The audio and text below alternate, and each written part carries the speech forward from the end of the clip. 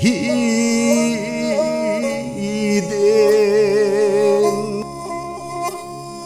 asibu sponsor tobirakpa Akom Handicrafts.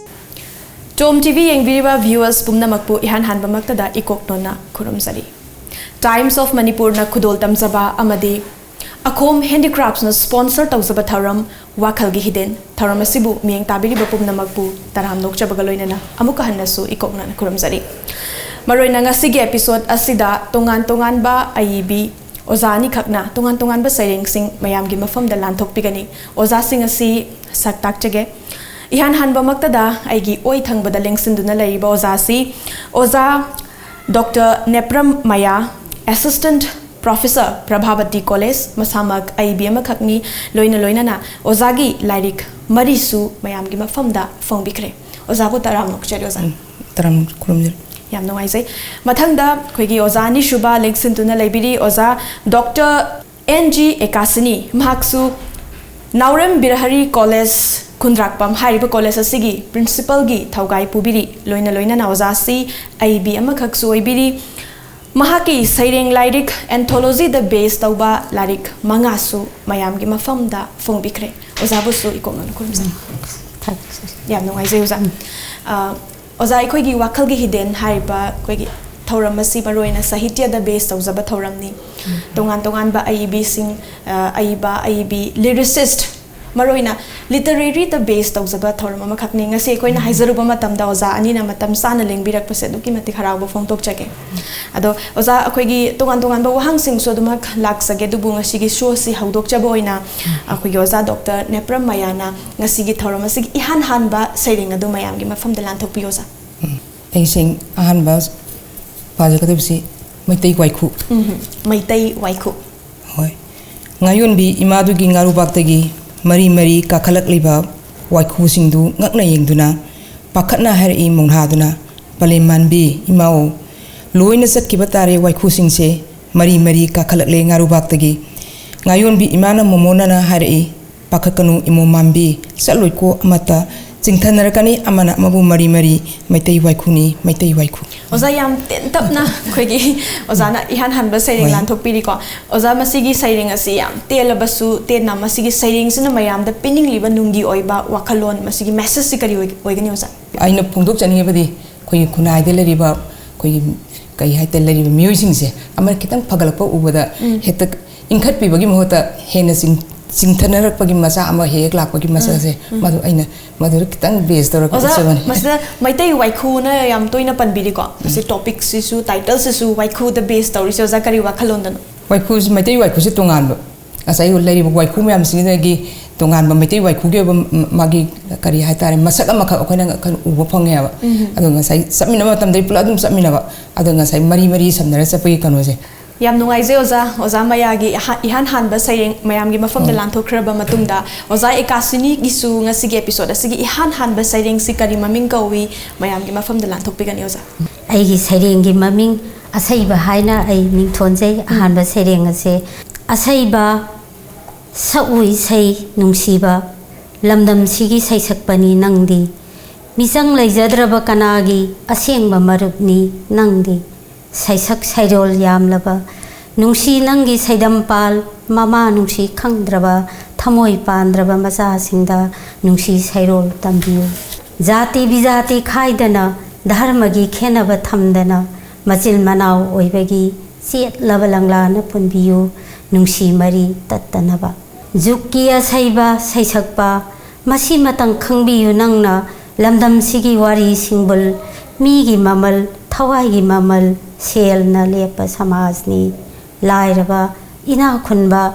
sadhu daku amatani nongmai sindongi mamangdadi mamal sap manai khenaba leite ani gi sel gi aka akumni nupi angangi wa kuma thoi suba sahi sa sidadi ngamnamak mayai samnakhre nungsiba mieng tamnakhre aduna karigumbada nangna thengnarabadi lamlakki sa thawai hingnaba senajau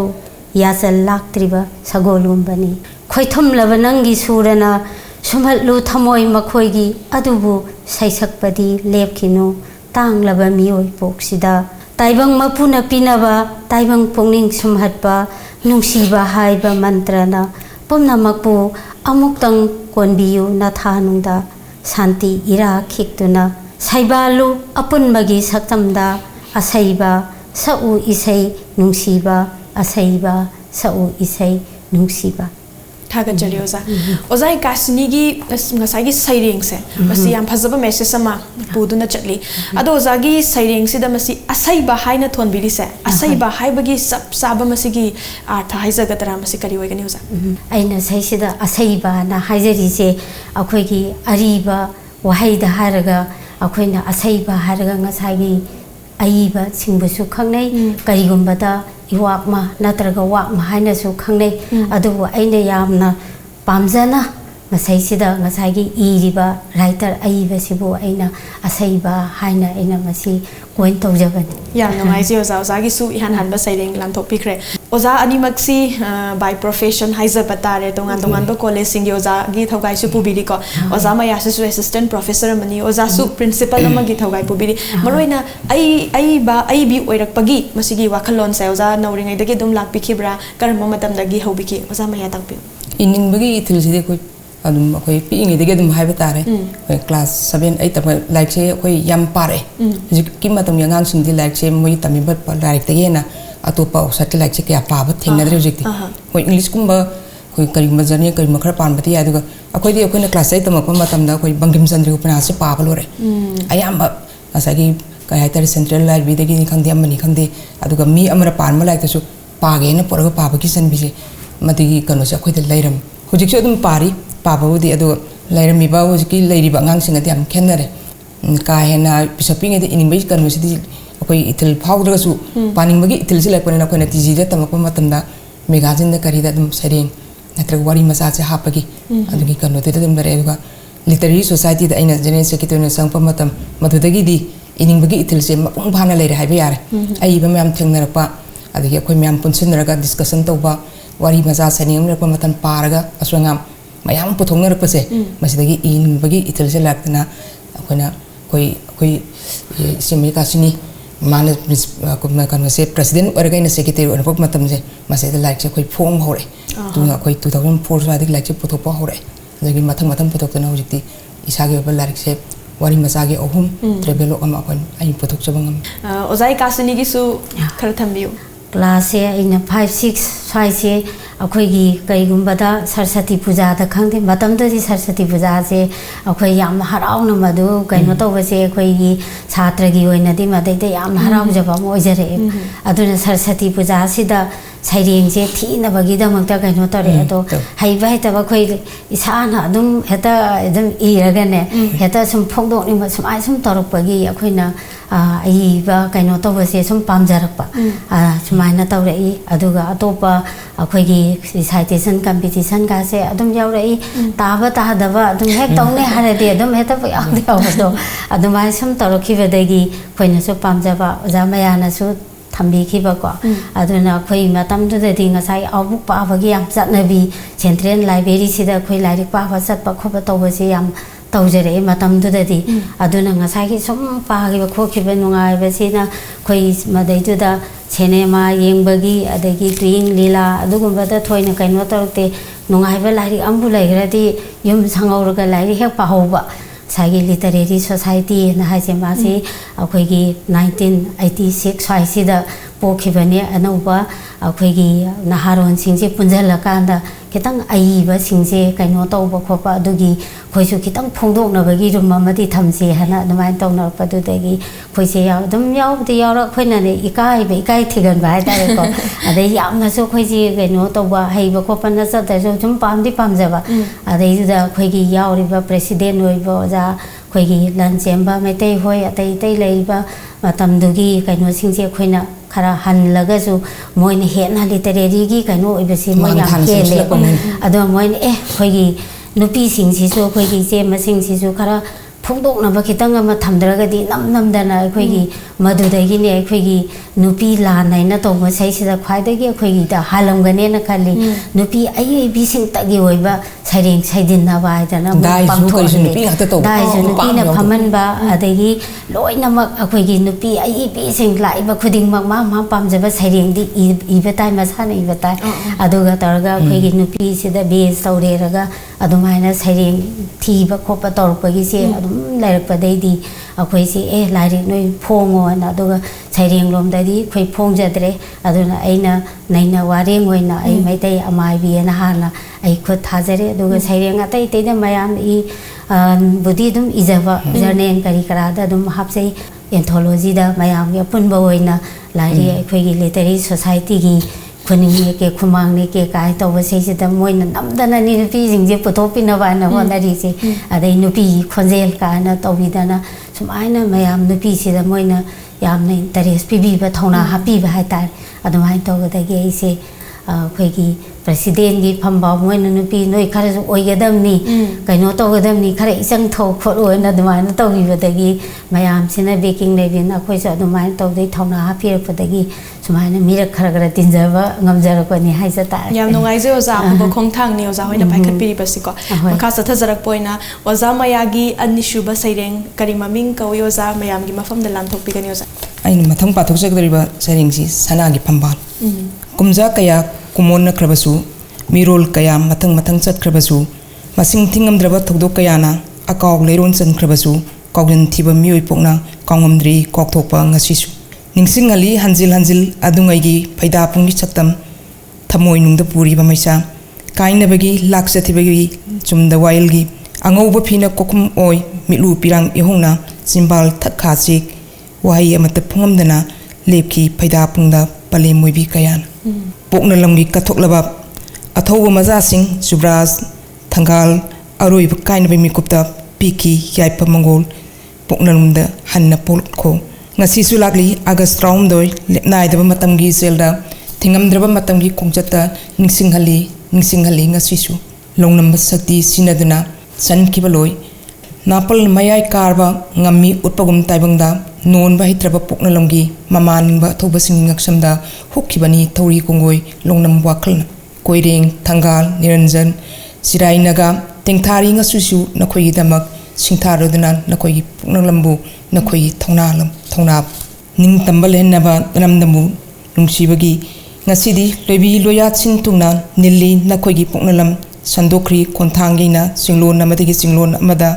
ꯑꯊꯧꯕ ꯄꯣꯛꯄ ꯂꯝꯗꯝꯅꯤ ꯑꯗꯨꯕꯨ ꯏꯃꯥ ꯃꯨꯅꯥꯏꯗ꯭ꯔꯕ ꯃꯌꯦꯛꯅ ꯏꯗꯨꯅ ꯂꯩꯔꯤꯕ ꯑꯩꯒꯤ ꯏꯒꯤ ꯃꯔꯛꯇ ꯑꯄꯥꯝ ꯄꯥꯝꯗ ꯀꯂꯛ ꯃꯤꯍꯧꯒꯤ ꯋꯥꯈꯜꯅ ꯂꯝꯖꯤꯡꯈꯤꯕ ꯀꯣꯅꯨꯡ ꯂꯥꯜꯍꯧ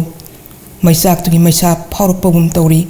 ꯊꯤꯡꯖꯤꯜꯂꯛꯂꯤꯕ ꯑꯀꯤꯕ ꯈꯨꯠꯁꯤꯡ ꯉꯁꯤꯗꯤ ꯅꯪꯒꯤ ꯑꯁꯦꯡꯕ ꯅꯆꯥꯁꯤꯡꯒꯤ ꯂꯥꯏ ꯈꯨꯠꯁꯥꯡꯕꯤ ꯈꯨꯠ ꯑꯣꯏꯗꯨꯅ ꯊꯤꯡꯖꯤꯜꯂꯛꯂꯤ ꯐꯛꯂꯥꯡ ꯑꯍꯣꯕ ꯃꯈꯨꯜ ꯁꯦꯝꯂꯗꯨꯅ ꯑꯃꯒꯤ ꯃꯊꯪꯗ ꯑꯃꯒꯤ ꯃꯊꯪꯗ ꯑꯃ ꯃꯤꯄꯥꯏꯖꯤꯅꯤ ꯊꯣꯛꯂꯛꯀꯗ꯭ꯔꯥ ꯑꯅꯧꯕ ꯀꯣꯅꯨꯡ ꯂꯥꯜꯍꯧ ꯑꯗꯨꯅ ꯏꯃꯥ ꯍꯥꯏꯌꯨꯅꯦ ꯑꯃꯨꯛꯇꯪ ꯍꯨꯛꯈ꯭ꯔꯤꯕ ꯊꯧꯔꯤ ꯀꯣꯡꯒꯣꯏ ꯊꯧꯔꯤ ꯅꯠꯇꯦ ꯑꯉꯧꯕ ꯂꯩꯄꯔꯦꯡꯅꯤ ꯅꯪꯕꯨ ꯅꯨꯡꯁꯤꯕꯅ ꯍꯨꯛꯈꯤꯕꯅꯤ ꯀꯠꯈꯤꯕꯅꯤ ꯊꯋꯥꯏ ꯅꯤꯡꯇꯝꯕꯒ ꯑꯣꯟꯅꯗꯨꯅ ꯊꯤꯡꯖꯤꯜꯂꯛꯂꯤꯕ ꯂꯥꯏ ꯈꯨꯠꯁꯥꯡꯕꯤꯒꯤ ꯈꯨꯠꯀꯨꯝ ꯑꯣꯏꯍꯜꯂꯨ ꯁꯅꯥꯈꯨ ꯁꯝꯅꯁꯅꯨ ꯂꯥꯏꯔꯕꯤ ꯅꯃꯥꯒꯤ ꯁꯅꯥꯒꯤ ꯄꯝꯕꯥꯜ ꯅꯤꯡꯇꯝꯕꯒꯤ ꯄꯝꯕꯥꯜ ꯌꯥꯝ ꯅꯨꯡꯉꯥꯏꯖꯩ ꯑꯣꯖꯥ ꯑꯣꯖꯥꯒꯤ ꯁꯩꯔꯦꯡ ꯑꯣꯖꯥ ꯃꯌꯥꯒꯤ ꯑꯅꯤꯁꯨꯕ ꯁꯩꯔꯦꯡ ꯑꯁꯤꯗ ꯃꯔꯨꯑꯣꯏꯅ ꯏꯃꯥ ꯂꯩꯕꯥꯛꯀꯤꯗꯃꯛꯇ ꯊꯋꯥꯏꯅ ꯄꯣꯟꯊꯥ ꯑꯣꯏꯈ꯭ꯔꯕ ꯑꯊꯧꯕꯁꯤꯡꯕꯨ ꯑꯩꯈꯣꯏꯒꯤ ꯁꯩꯊꯥꯖꯕ ꯑꯣꯏꯅ ꯈꯨꯠ ꯊꯥꯕꯤꯔꯤ ꯑꯣꯖꯥ ꯌꯥꯝ ꯅꯨꯡꯉꯥꯏꯖꯩ ꯃꯔꯨꯑꯣꯏꯅ ꯁꯩꯔꯦꯡꯁꯤ ꯑꯣꯖꯥ 13 ꯑꯥꯒꯁꯇ ꯂꯥꯟꯊꯣꯛꯄꯤꯈꯤꯕꯁꯨ ꯃꯥꯜꯂꯤ ꯃꯗꯨ ꯅꯪꯅꯅꯕ ꯏꯕꯤꯈꯤꯕꯁꯨ ꯃꯥꯜꯂꯤ ꯋꯥꯔꯤ ꯈꯔ ꯂꯤꯕꯤꯔꯝꯃꯣ ꯑꯣꯖꯥ 13 ꯑꯥꯒꯁꯇ ꯉꯁꯥꯏ ꯑꯩꯈꯣꯏ ꯂꯣꯏꯂꯝ ꯑꯣꯏꯈꯤꯕ ꯀꯩꯅꯣꯁꯦ 1891ꯒꯤ ꯀꯩꯅꯣꯁꯤꯗ ꯂꯩꯔꯤꯕ ꯂꯝꯗꯝꯁꯤꯒꯤ ꯃꯃꯥ ꯂꯩꯄꯥꯛ ꯅꯤꯡꯊꯧ ꯃꯆꯥ ꯈꯪꯗꯦ ꯊꯪꯒꯥꯜ ꯈꯪꯗꯦ ꯇꯤꯀꯦꯟꯗ꯭ꯔꯁꯤ ꯈꯪꯗꯦ 13 ꯑꯥꯒꯁ ꯄꯥꯂꯟ ꯇꯧꯗꯨꯅ ꯂꯥꯛꯏ ꯑꯩꯈꯣꯏ ꯉꯁꯥꯏ ꯃꯃꯥꯡꯗꯁꯨ ꯑꯩꯈꯣꯏ ꯁꯤꯃꯤꯜ ꯀꯥꯁꯤꯡꯅ ꯍꯥꯏꯈꯤꯕꯗꯣ ꯃꯅꯤꯄꯨꯔ ꯂꯤꯇꯔꯦꯔꯤ ꯁꯣꯁꯥꯏꯇꯤꯅ 13 ꯑꯥꯒꯁꯁꯤꯁꯨ ꯑꯗꯨꯝ ꯄꯥꯂꯟ ꯇꯧꯕ ꯂꯥꯛꯈꯤꯕꯅꯤ ꯁꯩꯔꯦꯡꯁꯤ ꯃꯌꯥꯝ ꯄꯥꯟꯅꯔꯒ ꯃꯗꯨꯗ ꯇꯧꯈꯤꯕ ꯀꯩꯅꯣ ꯃꯈꯜ ꯃꯗꯨꯒꯤ ꯏꯈꯤꯕ ꯁꯩꯔꯦꯡ ꯑꯃꯈꯛꯁꯨ ꯑꯣꯏꯔꯤꯕꯅꯤ ꯑꯩꯒꯤꯁꯦ ꯑꯣꯖꯥ ꯅꯣꯡꯃ ꯅꯤꯅꯤ ꯑꯗꯨꯝ ꯆꯪꯕꯤꯈꯤꯕ꯭ꯔꯥ ꯁꯩꯔꯦꯡꯁꯤ ꯈꯨꯠ ꯊꯥꯕꯤꯈꯤꯕ ꯃꯇꯝꯗ ꯁꯩꯔꯦꯡ ꯏꯕꯁꯦ ꯌꯥꯝ ꯀꯨꯏꯅ ꯆꯪꯕꯁꯨ ꯌꯥꯎꯋꯦ ꯈꯨꯗꯛꯇ ꯉꯁꯥꯏ ꯑꯩꯈꯣꯏꯒꯤ ꯐꯥꯎꯔꯛꯏꯕ ꯏꯊꯤꯜꯗꯣ ꯑꯗꯨꯗ ꯇꯧꯔꯒ ꯊꯨꯅ ꯏꯕ ꯉꯝꯕꯁꯨ ꯌꯥꯎꯋꯦ ꯑꯗꯨꯒ ꯁꯨꯡꯂꯣꯏ ꯂꯣꯏꯁꯤꯟꯕ ꯉꯝꯗꯕ ꯀꯛꯊꯣꯛ ꯀꯛꯁꯤꯟ ꯇꯧꯔꯒ ꯃꯇꯝꯁꯦ ꯌꯥꯝ ꯆꯪꯕ ꯁꯩꯔꯦꯡꯁꯨ ꯌꯥꯎꯋꯦ ꯑꯗꯣ ꯀꯅꯥꯒꯨꯝꯕꯅꯗꯤ ꯁꯩꯔꯦꯡꯁꯦ ꯍꯧꯖꯤꯛ ꯏꯕꯅꯤ ꯈꯣꯠꯄꯅꯤ ꯍꯥꯏꯕꯒꯤ ꯀꯩꯅꯣꯁꯦ ꯌꯥꯝꯅ ꯇꯣꯏꯅ ꯍꯥꯏꯅꯕꯁꯨ ꯑꯩꯈꯣꯏ ꯑꯏꯕꯁꯤꯡꯒꯤ ꯃꯔꯛꯇ ꯑꯗꯨꯝ ꯊꯦꯡꯅꯖꯩ ꯈꯤꯇꯪ ꯃꯣꯏꯅ ꯂꯥꯏꯊꯣꯛꯅ ꯂꯧꯕ꯭ꯔꯥ ꯍꯥꯏꯕꯒꯤ ꯈꯟꯕ ꯋꯥꯈꯜꯁꯦ ꯑꯩꯈꯣꯏꯗ ꯐꯥꯎꯖꯩ ꯍꯥꯏꯕꯗꯤ ꯍꯥꯏꯔꯨꯗꯦꯀꯣ ꯑꯗꯨꯒ ꯉꯁꯥꯏꯒꯤ ꯃꯈꯣꯏꯅ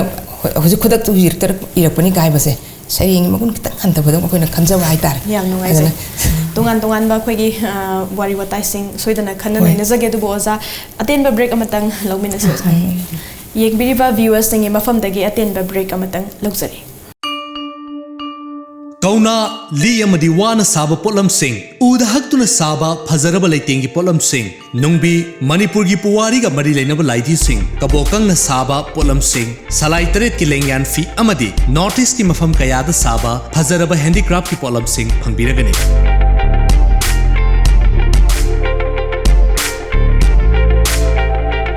plastic ki mapal tangbagi mahutta mahusagi polam na saba pothok sing sijinabiyo Lengsin Biraksi Akhom Handicrafts, a unit of Iraima Women's Welfare Association, Kongba Nandai Bamlaikai, Kongba Road, Imphal East District, Manipur 795008. break ki matungda amuka hnasu taram nokchari mayamna miyeng tabiribasi Times of Manipur na khanana laibak pokpa numita sandokchari bathoram wakhal gi hiden wari watai makha sathajarak poina ngasai oza mayage ni shuba saireng su lanthopigre ozai kasini gi ani shuba saireng si kari maming kawayosa aigi Anisuba Serengi Maming Lising Hana I mean Tonzare. Taibang Semba Mapuna,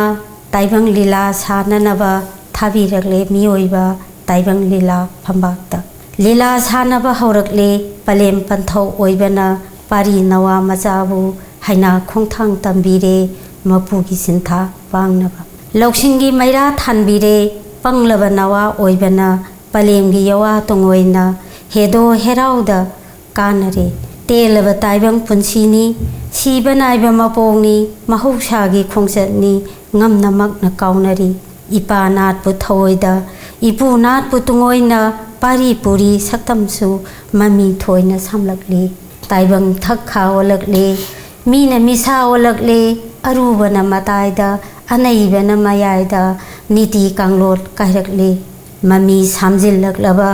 pari puri iramsat Kangkhun nungdai muttanaba nungsi laija khiklasi lairang laikhong sombagum thabiramba pamel charasu lising amata oiduna tala mapung phahallasi taklasi malemda aikhoigi saktam ipa thoi ipu thoi panamak pokhromda yam nungai je oza sage ni shuba saireng su mayam gi mafam da lanthopri yam phajaba khoigi message ama puduna chali saireng sida yam nungai je adu maroina oza ani si tungan tungan ba khoigi oza gi sinfam su oibiri ko masdais da oza nga sai oza mayana su thambiri mamangai gi matamda sarasati puja gi numisida yam na khoigi thamoi sida yam lu na khanjaba numisida khoi saireng lanthokta ba yade haiba gi dugumba chanabi ama haijaba tai masi chanarame adubu hauzaki matamdadi masi mami sum samra haina su khanjai hauzaki generation sida oza matang asida oza mayana su ngasai thambiki akoigi academic ki oiba lyric sing si paba nainaba khaktana tana tongan tongan ba lyric sing paba gi masigi kanaba masigi tangai phadaba lai haina su khanjai ko oza mod khara than tongan ba lyric paba kanaba si yang khajana masigi kanaba si di kone ngasai gi angang sing musigi matam da hori bangang sini makoi gi tammi ba textbook te hena atop like lam thu ga paba gi matam je sangju moi phangba su phangdre ga paba su phangdre koi gi lamdam sigi oiba saite gi mahok du tan natana atop mapan gi lapa koi saite gi mahok se koi phau bangam ki adu ngasai koi samsudar na rok pa bagim sedri ku pena sing adu ga prim san gi khangdi koi paba phang iba sing ase makoi gi kari hai tare mapan gi oiba masak sing ase koi da yamna line khangan mangam adu makoi gi saite gi tha khai pa tai kayam wangba wangdaba asagi handoi ba mi du gi haising mara kayam yam leiba madu khudi madu koi loin khang mangam ki adu na tara koina koi lamdam ji gi oiba ai ba sing gi so odum pa ba ya ba pare imasi binodini gi oza kunja mohon gi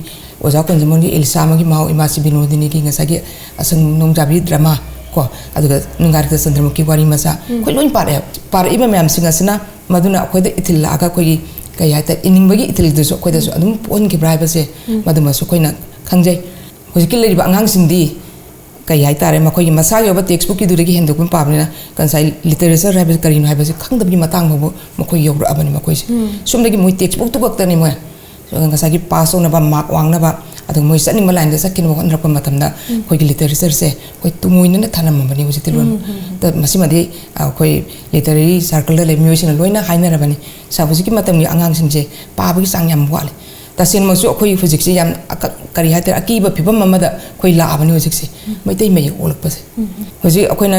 BA तमइबा कांगबु छात्र सिंह ए master तौरइबा कांगबु Singh मखोई text book तगी हेन मखोई reference book से Meitei Mac इबा फंगद्रेबा मोइसे सिना ngसागी कवि अमगी नत्रगा writer अमगी like तमकपा मतमदा मखोइना तमिबा सरकोतंग दु खंगागा पारगा writer दुगी मसक कोई लक्षिन मसे वाना थोलकने अखोइना कनागमा कुंजमोनगी हाइरोनिको कुंजमोनगी मागी मसक से कोइना खंगना होनपा मतमदा ओनली तमिबा टेक्स्ट बुक तमोइना से प्रिस्क्राइब तोरिबा सिलेबस लाइक तुमतंग पारगा कुंजमोनगी मसक से कोई खंगमंगा मोया अदो लेतबनीना मोय कदाइदगी पागदगेबा अखोइना एमए तमकपा मतमदा पीएचडी तोरपा मतमदा रेफरेंस बुक से अंगकपा फंगना सिजने हौजिकी मतमदा कोई मैतै मेक इबस डायरेक्टबनीना मोय कदाइदगी सिनदगे चुमनेगी ओजासिंगना पिबा अखोई कदाइदा लेक्चर नत्रग ओजासिंग मखोइदा डिक्टेट तक इलिबा खरदुना मखोई मपुंग फाबा नॉलेज दि फंगमंगा मोयान खल्ले अदो हौजिकसे अखोई साइतगी दमकता अखोई खर संगसिलिबा कोई मियोय खरनदी अखोई मणिपुरी साहित्य से था कदाइदा लेरकदगे हाबगसे मांगलमदा संगसिलकदरा नतुंगलमदा हंदोरकदरा हाबगसे मसिगी अकीबा मदि अखोई हौजिक लेरबन मसि फंगननबा होनरप मतमना कोइना से मैतै मेक्से अखोई हौजिक 6 सेमिस्टर योतन मास्टर तमकदोरबने मसिदा कोइना तौबा याबा कदाइ बगुर तौबा याबा हाबदो संगसिलिबा मियोयसिंग लेरिबा लेंगाक मपुसिंग अदुगा असai MU da leribo professor sing leidina ko siga tamnaraga kadum da kamai toroga samsing ata yabe madu ki matam da yorabane khali ado angang sing da ko literature ni mahause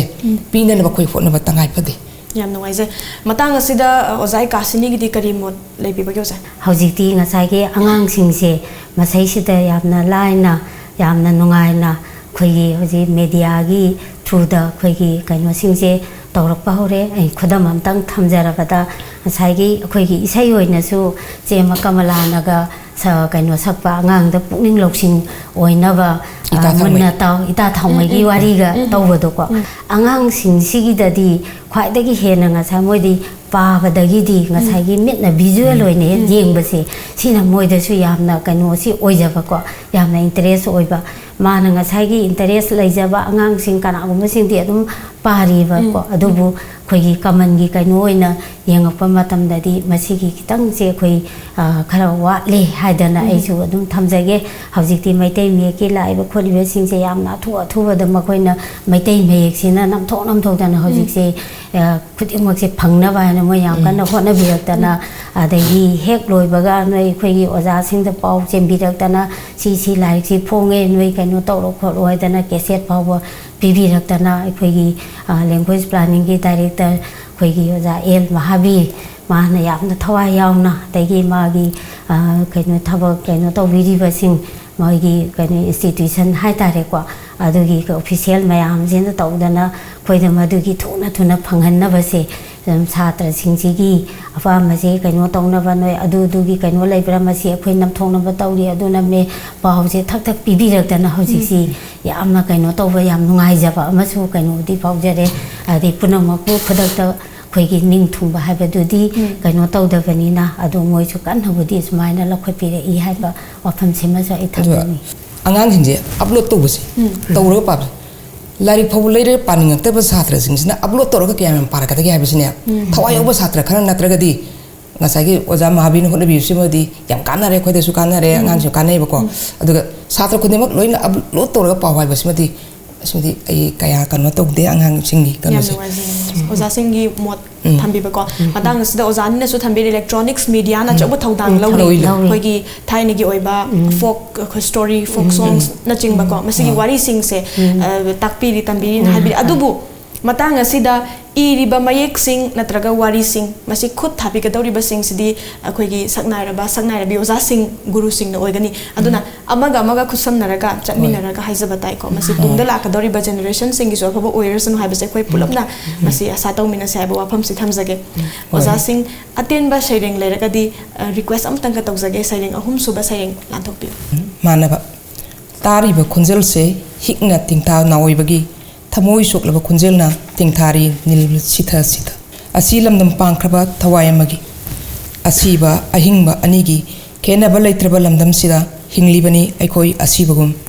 हमसत हमोइना थवाय मंगा नंबोनरदना चटलिबनी लमथुंगफम खंगदन सतख्रबा थवाय मागी दमक ꯇꯦꯡꯊꯥꯔꯨꯔꯒꯅꯨ ꯊꯃꯣꯏ ꯀꯥꯏꯅ ꯄꯦꯟꯗꯕꯅ ꯆꯠꯈ꯭ꯔꯕ ꯊꯋꯥꯏ ꯃꯉꯣꯟꯗ ꯑꯣꯏꯔꯅꯤ ꯑꯄꯟꯕ ꯅꯪꯒꯤ ꯇꯦꯡꯊꯥꯅ ꯈꯣꯟꯖꯦꯜꯗꯨꯅ ꯁꯥꯟꯇꯤ ꯑꯣꯏꯅ ꯇꯨꯡꯈꯨꯜ ꯍꯨꯜꯂꯤꯕ ꯊꯋꯥꯏꯗ ꯌꯥꯝ ꯐꯖꯩ ꯑꯣꯖꯥ ꯌꯥꯝ ꯐꯖꯩ ꯆꯠꯈ꯭ꯔꯕꯁꯤꯡꯒꯤꯗꯃꯛꯇ ꯑꯩꯈꯣꯏꯅ ꯇꯦꯟꯊꯥꯔꯨꯕ ꯀꯞꯄ ꯂꯥꯎꯕꯁꯤꯅ ꯃꯉꯣꯟꯗ ꯍꯦꯟꯅ ꯃꯁꯤ ꯅꯨꯡꯉꯥꯏꯇꯕ ꯄꯣꯛꯄ ꯌꯥꯏꯅ ꯑꯣꯖꯥꯅ ꯊꯝꯕꯤꯔꯤ ꯑꯣꯖꯥꯒꯤ ꯑꯣꯏꯕ ꯃꯣꯠꯁꯨ ꯈꯔ ꯊꯝꯕꯤꯔꯝꯃꯨ ꯃꯥꯒꯤꯗꯃꯛꯇ ꯑꯩꯈꯣꯏꯅ ꯇꯦꯡꯊꯥꯅ ꯑꯣꯏꯗꯅ ꯉꯁꯥꯏꯒꯤ ꯃꯥꯒꯤꯗꯃꯛꯇ ꯄꯦꯟꯗꯕ ꯐꯣꯡꯗꯣꯛꯇꯅ ꯂꯥꯎꯕꯒꯤ ꯃꯍꯨꯠꯇ ꯑꯩꯈꯣꯏꯅ ꯃꯥꯡꯂꯣꯝꯗ ꯆꯪꯁꯤꯟꯗꯅ ꯃꯥꯒꯤ ꯑꯠꯃꯥꯗꯣ ꯃꯗꯨꯅ ꯍꯦꯟꯅ ꯁꯥꯟꯇꯤ ꯑꯣꯏꯅ ꯏꯪꯅ ꯆꯤꯛꯅ ꯂꯩꯕꯗꯨꯅ ꯍꯦꯟꯅ ꯐꯩ ꯍꯥꯏꯕꯗꯣ ꯃꯗꯨꯗ ꯈꯟꯖꯔꯒ ꯊꯝꯖꯩ ꯑꯣꯖꯥ ꯃꯌꯥꯒꯤ ꯁꯩꯔꯦꯡꯁꯤ ꯇꯦꯟ ꯇꯞꯅ ꯃꯁꯤ ꯌꯥꯝ ꯃꯒꯨꯟ ꯂꯩꯕꯅꯤ ꯆꯨꯝꯕ꯭ꯔꯥ ꯍꯥꯏꯅꯁꯨ ꯈꯟꯖꯩ ꯑꯩꯈꯣꯏꯒꯤ ꯑꯣꯖꯥ ꯏꯀꯥꯁꯤꯔꯤꯒꯤꯁꯨ ꯁꯩꯔꯦꯡ ꯑꯃꯇꯪꯒ ꯂꯥꯟꯊꯣꯛꯄꯤꯌꯨ ꯍꯥꯏꯗꯨꯅ ꯔꯤꯀ꯭ꯋꯦꯁ ꯇꯧꯖꯒꯦ ꯁꯩꯔꯦꯡꯒꯤ ꯃꯃꯤꯡ ꯂꯣꯏꯅꯥꯏꯗ꯭ꯔꯕ ꯋꯥꯔꯤ ꯄꯨꯟꯁꯤꯒꯤ ꯑꯥꯔꯊ ꯀꯔꯤꯅꯣ ꯃꯤꯀꯨꯞ ꯈꯨꯗꯤꯡ ꯊꯃꯣꯏꯗ ꯍꯪꯗꯨꯅꯇ ꯂꯥꯛꯈꯤ ꯑꯃꯥꯡ ꯑꯇꯣꯡ ꯂꯩꯕ ꯌꯣꯟꯕ ꯄꯨꯟꯁꯤꯁꯦ ꯂꯂꯣꯟ ꯄꯣꯠꯅꯤ ꯂꯂꯣꯟ ꯄꯣꯠ ꯑꯉꯥꯡ ꯑꯍꯜ ꯅꯨꯄꯤ ꯅꯨꯄꯥ ꯈꯥꯏꯗꯦ ꯍꯟꯅꯃꯛꯇ ꯌꯦꯡꯅꯗꯦ ꯃꯤꯅꯨꯡꯁꯤ ꯄꯣꯛꯅꯗꯦ ꯂꯂꯣꯟꯕꯒꯤ ꯁꯦꯟꯗꯣꯡꯇꯅꯤ ꯊꯤꯅꯔꯤꯕ ꯏꯁꯥꯒꯤꯇꯅ ꯃꯔꯨꯅꯤ ꯈꯟꯅꯔꯤꯕ ꯊꯧꯗꯣꯛ ꯈꯨꯗꯤꯡ ꯇꯨꯖꯨꯡꯅꯤꯡꯉꯥꯏ ꯈꯪꯅ ꯎꯅ ꯇꯥꯅ ꯀꯅꯥꯅꯁꯨ ꯊꯤꯅꯗꯦ ꯊꯦꯡꯅꯕꯁꯨ ꯍꯣꯠꯅꯗꯦ ꯃꯔꯣꯝꯗꯣꯝ ꯇꯥꯟꯅꯩ ꯈꯟꯅꯩ ꯑꯇꯇꯥꯏ ꯑꯣꯏꯅ ꯂꯥꯏꯕꯛꯇ ꯄꯨꯝꯅꯃꯛ ꯇꯥꯏꯁꯤꯜꯂꯤ ꯅꯣꯡꯗꯝꯕꯒꯤ ꯅꯣꯡꯗꯝ ꯈꯣꯟꯅꯤ ꯂꯥꯏꯗ ꯉꯝꯅꯃꯛ ꯁꯤꯟꯅꯩ ꯄꯨꯟꯁꯤꯒꯤ ꯂꯤꯂꯥ ꯁꯥꯟꯅꯔꯤ ꯌꯥꯝ ꯅꯨꯡꯉꯥꯏꯖꯩ ꯑꯣꯖꯥꯒꯤ ꯋꯥꯈꯜꯂꯣꯟ ꯈꯖꯤꯛꯇꯪ ꯐꯣꯡꯗꯣꯛꯄꯤꯔꯝꯃꯨ ꯍꯣꯏ ꯑꯉꯥꯡ ꯑꯍꯟ ꯅꯨꯄꯤꯅ ꯈꯥꯛꯇꯅ ꯃꯁꯩꯁꯤꯗ ꯅꯨꯄꯤ ꯃꯆꯥꯁꯤꯡꯁꯤꯗ ꯂꯩꯔꯤꯕ ꯈꯣꯠꯂꯤꯕ ꯑꯗꯩ ꯇꯧꯔꯛꯏꯕ ꯍꯧꯖꯤꯛꯀꯥꯟꯒꯤ ꯑꯩꯈꯣꯏ ꯃꯣꯏ ꯏꯖꯠꯄꯨ ꯇꯦꯝꯁꯤꯡꯅꯕꯤꯕ ꯁꯤꯒꯨꯝꯕ ꯃꯌꯥꯝꯁꯦ ꯃꯤꯅꯨꯡꯁꯤꯁꯦ ꯃꯃꯥꯡꯉꯩꯗ ꯂꯩꯔꯝꯕ ꯃꯤꯅꯨꯡꯁꯤꯗꯣ ꯃꯗꯨ ꯂꯥꯛꯇ꯭ꯔꯕ ꯏꯃꯨꯡ ꯃꯅꯨꯡꯅ ꯐꯥꯎꯕꯗ ꯉꯁꯥꯏꯒꯤ ꯅꯨꯄꯤꯁꯤꯡꯁꯤꯕꯨ ꯃꯈꯣꯏꯒꯤ ꯁꯥꯟꯅꯄꯣꯠ ꯑꯣꯏꯅ ꯎꯔꯛꯄ ꯁꯤꯒꯨꯝꯕ ꯃꯌꯥꯝ ꯑꯁꯦ ꯌꯦꯡꯉꯨꯔꯀꯥꯟꯗ ꯑꯩ ꯄꯨꯛꯅꯤꯡꯗ ꯁꯨꯝ ꯅꯨꯡꯉꯥꯏꯇꯕ ꯑꯩꯅ ꯐꯥꯎꯔꯛꯏ ꯑꯗꯨꯑꯣꯏꯗꯤ ꯑꯩꯈꯣꯏꯅ ꯍꯤꯡꯂꯤꯕ ꯄꯨꯟꯁꯤꯁꯤꯕꯨ ꯀꯔꯤꯅꯣꯅꯦ ꯑꯗꯨꯑꯣꯏꯗꯤ ꯁꯤ ꯂꯣꯏꯅꯃꯛ ꯈꯔ ꯑꯃꯅ ꯑꯉꯥꯡ ꯂꯂꯣꯜꯂꯤ ꯑꯗꯒꯤ ꯑꯩꯈꯣꯏꯒꯤ ꯆꯥꯏꯜ ꯇ꯭ꯔꯥꯐꯤꯀꯤꯡ ꯀꯥꯏꯅ ꯇꯧꯕꯤꯗꯅ ꯃꯌꯥꯝ ꯑꯃ ꯑꯩꯈꯣꯏ ꯇꯥꯔꯤꯗꯅꯀꯣ ꯁꯨꯝꯕꯁꯦ ꯃꯌꯥꯝꯁꯦ ꯇꯥꯔꯨꯀꯥꯟꯗ ꯑꯩꯅ ꯑꯩꯒꯤ ꯊꯃꯣꯏꯗ ꯏꯊꯤꯜ ꯈꯤꯇꯪ ꯐꯥꯎꯔꯛꯄꯗꯣ ꯑꯗꯣ ꯑꯩꯅ ꯊꯝꯖꯕꯅꯤ ꯌꯥꯝ ꯅꯨꯡꯉꯥꯏꯖꯩ ꯑꯣꯖꯥ ꯑꯩꯈꯣꯏꯒꯤ ꯂꯣꯏꯁꯤꯜꯂꯝꯗꯥꯏ ꯁ꯭ꯋꯥꯏꯁꯤꯗ ꯏꯔꯣꯏ ꯂꯣꯏꯕ ꯑꯁꯤ ꯋꯥꯍꯪꯃꯛꯇꯤ ꯍꯥꯏꯖꯔꯔꯣꯏꯒꯦ ꯑꯩꯈꯣꯏꯒꯤ ꯋꯥꯈꯜꯒꯤ ꯍꯤꯗꯦꯟ ꯊꯧꯔꯝ ꯑꯁꯤꯕꯨ ꯌꯦꯡꯕꯤꯔꯤꯕ ꯅꯨꯡꯁꯤꯖꯔꯕ ꯚ꯭ꯌꯨꯋꯔꯁꯤꯡꯒꯤ ꯃꯐꯝꯗ ꯑꯣꯖꯥ ꯑꯅꯤꯅ ꯊꯃꯣꯏꯒꯤ ꯑꯣꯏꯕ ꯑꯩꯈꯣꯏꯒꯤ ꯋꯥꯈꯜꯂꯣꯟ ꯍꯥꯏꯖꯕ ꯇꯥꯏꯀꯣ ꯑꯩꯈꯣꯏ ꯇꯦꯟꯂꯞꯅ ꯈꯔ ꯈꯖꯤꯛ ꯐꯣꯡꯗꯣꯛꯄꯤꯔꯝꯃꯨ ꯑꯁꯤ ꯄꯥꯛꯊꯣꯛ ꯋꯥꯈꯜꯒꯤ ꯍꯤꯗꯦꯟꯗ ꯄꯥꯛꯊꯣꯛꯂꯤꯕꯁꯤ ꯌꯦꯡꯕꯤꯔꯤꯕ ꯀꯥꯡꯕꯨꯁꯤꯡꯅ ꯁꯥꯍꯤꯇ꯭ꯌꯕꯨ ꯅꯨꯡꯁꯤꯕꯤꯕ ꯁꯥꯍꯤꯇ꯭ꯌꯕꯨ ꯌꯣꯛꯈꯠꯄꯤꯕ ꯊꯋꯥꯏꯕ ꯀꯥꯡꯕꯨꯁꯨ ꯃꯈꯣꯏꯒꯤ ꯇꯣꯉꯥꯟ ꯇꯣꯉꯥꯟꯕ ꯃꯣꯠꯁꯤꯡꯗꯨ ꯄꯤꯕꯤꯔꯛꯄ ꯑꯣꯏꯁꯅꯨ ꯑꯗꯨꯒ ꯂꯥꯛꯏꯕ ꯇꯣꯡꯒꯤ ꯃꯇꯨꯡ ꯇꯥꯔꯛꯄꯗꯁꯨ ꯃꯌꯥꯝꯅ ꯃꯁꯦ ꯁꯧꯒꯠꯄꯤꯗꯅ ꯃꯄꯨꯡ ꯐꯥꯕ ꯊꯧꯔꯝ ꯑꯃ ꯑꯣꯏꯍꯟꯕꯤꯕꯁꯨ ꯌꯥꯝ ꯅꯨꯡꯉꯥꯏꯖꯩ ꯑꯣꯖꯥ ꯑꯣꯖꯥ ꯏꯀꯥꯁꯤꯅꯤꯒꯤꯁꯨ ꯑꯩꯈꯣꯏꯒꯤ ꯋꯥꯈꯜ ꯍꯤꯗꯦꯟꯗ ꯃꯤꯠꯌꯦꯡ ꯊꯝꯕꯤꯔꯤꯕ ꯑꯩꯈꯣꯏꯒꯤ ꯃꯁꯤꯒꯤ ꯀꯥꯆꯤꯟ ꯀꯣꯌꯥꯗ ꯂꯩꯕꯤꯔꯤꯕ ꯈꯨꯗꯤꯡꯃꯛꯀꯤ ꯃꯐꯝꯗ ꯑꯩꯈꯣꯏ ꯉꯁꯤ ꯇꯣꯝ ꯇꯤꯚꯤꯅ ꯄꯥꯡꯊꯣꯛꯄꯤꯔꯤꯕ ꯋꯥꯈꯜꯒꯤ ꯍꯤꯗꯦꯟ ꯑꯁꯤꯁꯤꯗ ꯄꯨꯝꯅꯃꯛ ꯂꯣꯏꯅꯃꯛ ꯃꯤꯑꯣꯏꯕ ꯈꯨꯗꯤꯡꯃꯛꯇ ꯃꯥꯒꯤ ꯇꯣꯉꯥꯟꯕ ꯇꯣꯞ ꯇꯣꯞꯄ ꯃꯥꯒꯤ ꯍꯩꯅꯕꯤ ꯃꯌꯥꯝ ꯑꯃꯁꯨ ꯂꯩꯕꯤꯔꯝꯒꯅꯤ ꯑꯗꯨꯒꯨꯝꯕ ꯃꯌꯥꯝ ꯑꯗꯣ ꯍꯥꯏꯔꯤꯕ ꯁꯤꯒꯨꯝꯕ ꯃꯌꯥꯝꯒꯤ ꯑꯁꯤꯗ ꯑꯩꯈꯣꯏ ꯐꯣꯡꯗꯣꯛꯄꯤꯗꯅ ꯍꯦꯟꯅ ꯆꯥꯎꯈꯠꯃꯤꯟꯅꯕ ꯑꯐꯕ ꯍꯥꯏꯕꯗꯣ ꯑꯩꯈꯣꯏ ꯑꯣꯏꯃꯤꯟꯅꯁꯤ ꯍꯥꯏꯕ ꯋꯥꯐꯝꯁꯦ ꯑꯩꯅ ꯊꯝꯖꯔꯤ ꯉꯁꯤ ꯑꯣꯖꯥ ꯃꯌꯥ ꯑꯃꯗꯤ ꯑꯣꯖꯥ ꯏꯀꯥꯁꯅꯤꯅ ꯃꯔꯨꯑꯣꯏꯕ ꯋꯥꯐꯝ ꯃꯌꯥꯝ ꯑꯃ ꯊꯝꯕꯤꯕ ꯑꯩꯈꯣꯏꯒꯤ ꯑꯦꯀꯥꯗꯃꯤꯛꯀꯤ ꯑꯣꯏꯕ ꯂꯥꯏꯔꯤꯛ ꯈꯛ ꯇꯝꯕ ꯅꯠꯇꯅ ꯇꯣꯉꯥꯟ ꯇꯣꯉꯥꯟꯕ ꯂꯥꯏꯔꯤꯛꯁꯤꯡ ꯑꯩꯈꯣꯏꯅ ꯊꯤꯖꯤꯟ ꯈꯣꯝꯖꯤꯜꯂꯒ ꯃꯁꯤꯒꯤ ꯑꯩꯈꯣꯏꯒꯤ ꯄꯥꯕꯒꯤ ꯍꯩꯅꯕꯤꯁꯤ ꯊꯝꯕꯒꯤ ꯀꯥꯟꯅꯕꯁꯤ ꯂꯩ ꯍꯥꯏꯕꯒꯤ ꯋꯥꯐꯝ ꯑꯁꯤꯁꯨ ꯊꯝꯕꯤꯔꯤ ꯊꯥꯒꯠꯆꯔꯤ ꯑꯩꯈꯣꯏꯒꯤ ꯂꯣꯏꯁꯤꯜꯂꯛꯄꯗ ꯀꯣꯡꯕ ꯅꯥꯟꯗꯩꯕꯝ ꯂꯩꯀꯥꯏꯗ ꯂꯩꯖꯕ ꯑꯈꯣꯝ ꯍꯦꯟꯗꯤꯀ꯭ꯔꯥꯐꯠꯁ ꯍꯥꯏꯔꯤꯕ ꯁ꯭ꯇꯣꯔ ꯑꯁꯤꯒꯤ ꯏꯃꯥ ꯏꯕꯦꯟꯁꯤꯡ ꯏꯆꯤꯜ ꯏꯅꯥꯎꯁꯤꯡꯅ ꯁꯥꯖꯕ ꯄꯣꯠꯂꯝ ꯉꯥꯛꯇꯅꯤ ꯃꯁꯤꯗ ꯊꯝꯖꯔꯤꯕꯁꯤ ꯑꯣꯖꯥ ꯑꯅꯤꯗ ꯁꯝꯂꯕ ꯈꯨꯗꯣꯜꯁꯤꯡꯁꯤ ꯑꯃꯃꯝꯇꯪ ꯇꯧꯖꯒꯦ ꯃꯈꯣꯏꯒꯤ ꯃꯥꯏꯀꯩꯗꯒꯤ ꯑꯩꯈꯣꯏ ꯁ꯭ꯄꯣꯟꯁꯔ ꯇꯧꯕꯤꯔꯛꯄ ꯄꯣꯠꯂꯝꯅꯤ ꯑꯣꯖꯥ ꯃꯌꯥꯝꯅ ꯁꯤ ꯂꯧꯁꯤꯟꯕꯤꯌꯨ ꯊꯥꯒꯠꯆꯔꯤ ꯑꯣꯖꯥ ꯊꯥꯒꯠꯆꯔꯤ ngasi koi na wari watai sana zaba da mapung pahau da basing ngasi amuka hanna soi koi soi da invite tau zara ke matam adu da su lakbi wai bo afam si tham sakyo za ngasi gi oina dio zani ani ma bu thank you wafam asiga loina na ngasi gi thauram wakhal gi hiden matang asida tension jage mathangi chayol mathangi laibak pokpa numita anoba guest singa loina na soidana puduna lakjage amuka hanna su kurum sari